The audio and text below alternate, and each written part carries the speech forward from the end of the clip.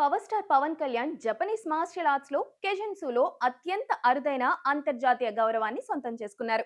Tiger of martial arts బిరుదుతో పాటు shifted on పురస్కారం అందుకున్న తొలి తెలుగు వ్యక్తిగా నిలిచిన పవన్ కళ్యాణ్ అరుదైన రికార్డు కూడా గెలుచుకున్నారు. సినిమాలు రాజకీయాల్లోనే కాదు, మార్షల్ ఆర్ట్స్ లోనూ పవన్ కళ్యాణ్ తన సత్తా చాటారు. దశాబ్దాల పాటు కఠిన సాధనకు ఫలితంగా అంతర్జాతీయ స్థాయిలో అత్యంత అరుదైన గౌరవాన్ని సొంతం చేసుకుని వార్తల్లో నిలిచారు.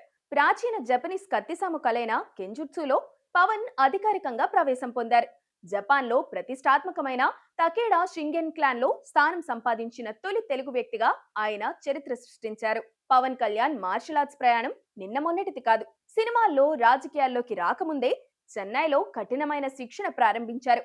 భారతదేశపు ప్రముఖ బూడో నిపుణుడు హండీ ప్రొఫెసర్ డాక్టర్ సిద్దిక్ మహమ్మదీ దగ్గర పవన్ కళ్యాణ్ కెండోలో లోతైన శిక్షణ పొందారు. అప్పుడెప్పుడో వచ్చిన అక్కడమ్మాయి ఇక్కడ అబ్బాయి సినిమా దగ్గర నుంచి మొన్న వరకు వచ్చిన ఓజీ వరకు తన చిత్రాల్లో మార్షల్ ఆర్ట్స్ గొప్పతనాన్ని ఆయన చాటుతూనే ఉన్నారు. క్రమశిక్షణ, వినయం, అంకిత భావం అనే సూత్రాలను ఆయన తన వ్యక్తిగత జీవితంలోనూ పాటిస్తున్నారు.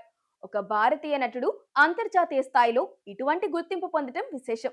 ప్రస్తుతం దీనికి సంబంధించిన వార్తలు సోషల్ మీడియాలో వైరల్ అవుతుండటంతో అభిమానులు పవన్ కళ్యాణ్ ను రియల్ మార్షల్ ఆర్టిస్ట్ అంటూ కొనియాడుతున్నారు.